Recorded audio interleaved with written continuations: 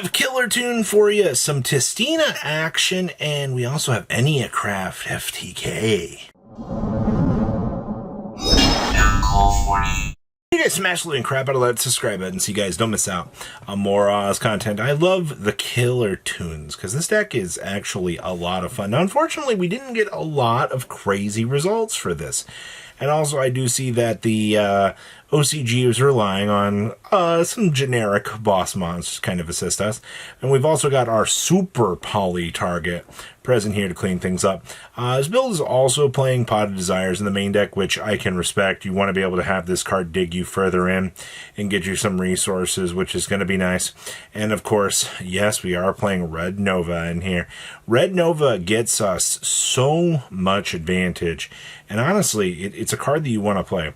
I'll see we're only playing one copy of the Juke Joint. Triple copies of Sync or Overtake, as you should be, because this card is just nuts in this deck.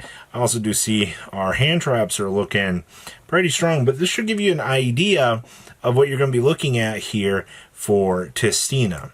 Or, excuse me, for Killer Tune. Just kidding. This is our Tistina list. First thing I see right off the bat is good old Geza Tamias getting a chance to show up down here because you get to build in the Diabellstar package into this deck for some reason. But I mean, you got plenty of things to send off of, you know, your cards that you're going to want here. Now, obviously, you're going to warp through this, which warps into this. Your whole point is, you know, you're going to have access to the big divinity in order to basically try to clear up the opponent's field. So basically, I mean, it's all just use big boss monsters and go. Obviously ending on maybe a little bit more generic of a board with Varutus next to the Red Eyes Dark Dragoon will probably get you some places. Tistina it's a very unstable deck when it comes to its success rate, which is a little bit sad because I think this deck has some wonderful potential. We just need a little bit more. And then, we have the good stuff. So this list caught my attention because I saw Gap and I was like, yes, Gap means that I can kill the opponent. Well, also means that we can use things like Book of Tayo to sift through our hand to find boss monsters. Because remember, your Enneacraft stuff, you can all just keep revealing, and congratulations, you know, you're getting through, you know, the functionality of these monsters. Also, Field Spell gets you one bounce of these back to your hand once per turn. And then, you know, you have the generic cleanup. So you're basically just going to be able to sift through this stuff as much as you can. And then you use the jars and the cyber jars to clear on in. Also see that we are playing the interdimensional matter forward. What target one monster on the field, banish it, then return it to the field. If you want to activate a card or effect, target one face of monster on the field whose effects are negated, banish it, and return it to the field before resolving an opponent's effect that targets a card on the field. Banish that card until the end phase of the next turn. That's so good. All right, next up here, we have Magnificent Storming with the Goblin Biker. Now, this is a pretty common theme, I feel like, at this point, where you're just relying on the power of level 3 good stuff to get you places. Because the Magnificent Storming stuff here is going to be able to work turn 1 because they all say, hey, as long as your opponent doesn't have any spells and traps in the graveyard, or your opponent has nothing on the field, it's a free special summon, which just starts to generate, you know, a lot of flowing advantage, and I kind of like that. I also do see, yeah, you are playing a Fiendsmith package in here. Yeah, it's not super intensive. I mean, yeah, there's not even, you know, you're going with, what, 4 cards with that? So I don't know. It's kind of impressive just to see how small this package has gotten throughout the years.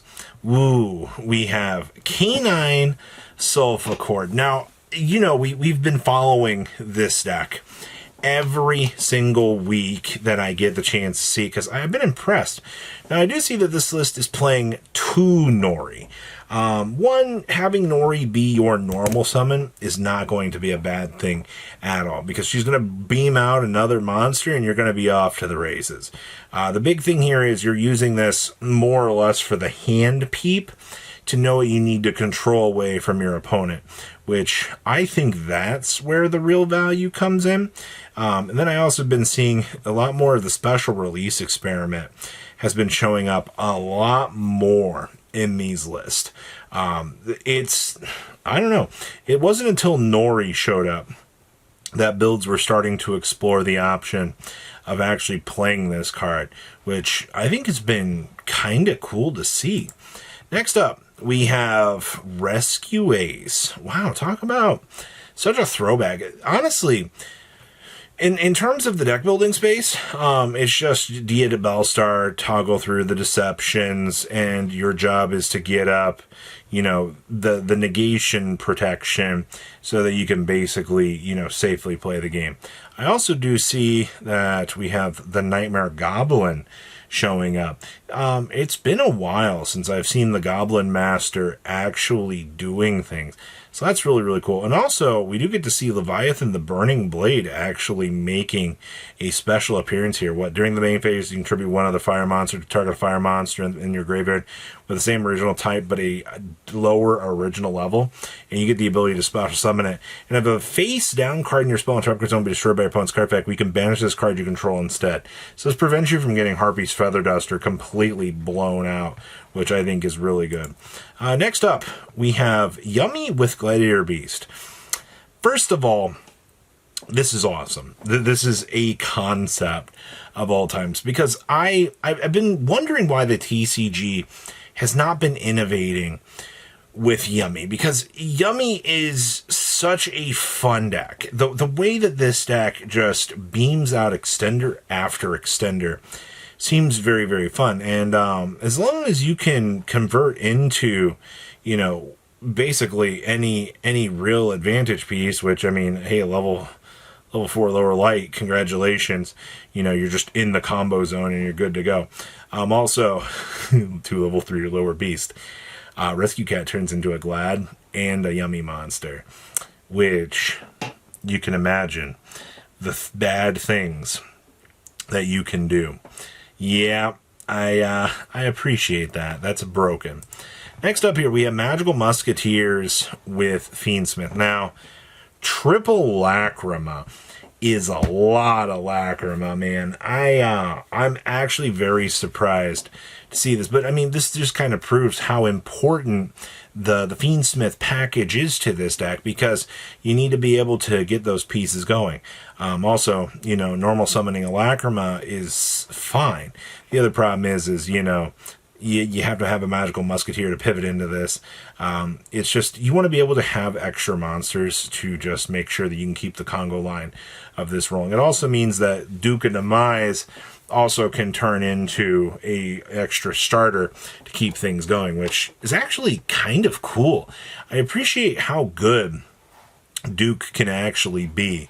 But overall, kind of low on the Mulcharmy advantage tree, but I think this deck is pretty solid. And then we've got the Hecahands. Honestly, the hands have been really, really strong to see. The fact that we've got Tartaros down as a one-of is crazy, but you also do see we're relying on the Millennium package here to get those big lines going. Honestly, being able to roll through the level 8 lines automatically gets us into the zombie vampire and starts tossing problems at the opponent. You also do see we are playing the Dampier Sheridan in here. I mean, hey, you can use an opponent's monster to treat as level 6. As long as you can get one of these stupid level 6s set up, you're good to go. And that fulfills a lot of the purpose of what you're doing. Also, just one of each of the counter traps, I think, is fine. Also, shout out to the Tauto the Chanter down here as a side deck chance. Because, what is it? If you take battle or effect damage, you can special summon level 3 or lower illusion monster from your hand. If you took 2,000 or more, special summon one from the extra deck instead. Yeah. And then we have Enneacraft. Hey, look, ratios on Enneacraft. Also main decking the Shifter, going with the triple Rebirth. This card's not that good. Kind of hate it. Going with 1/1/1 each on the big guys, I think is fine. You have the Purges built into the main deck. We're also playing Mind Crush. It's kind of cool, actually. I actually appreciate that. And, of course, we have the Tri-Brigade Arms Moser in here. Definitely got some utility options. That's for sure. But what do you guys think about these cool ideas? Please, comment down below. Tell me what you guys think, and I will see your beautiful faces back here there in day, guys. Patrons! Thank you.